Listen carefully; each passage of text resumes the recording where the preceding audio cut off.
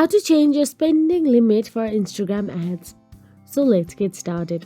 Firstly, open the Instagram app on your mobile device and make sure you are logged into your Instagram account. Once logged in, tap on your profile in the bottom right corner of your screen to navigate to your profile. Once in your profile, tap on the 3 dashboard option available in the top right corner of your screen to navigate to settings and privacy. Now, just know that in order to change the spending limit for Instagram ads, your account must be on professional mode. If it is not on professional mode, then you cannot change that or you cannot see the options available there. Now, firstly, scroll down in settings and privacy and tap on the creator tools and controls option available there.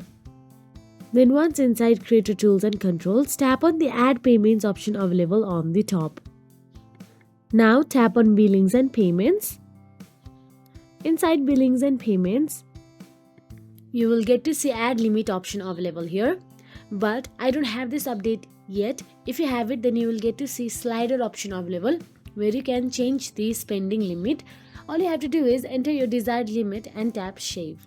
So that is it. If you found this video helpful, please like, share and subscribe, and thank you so much for watching.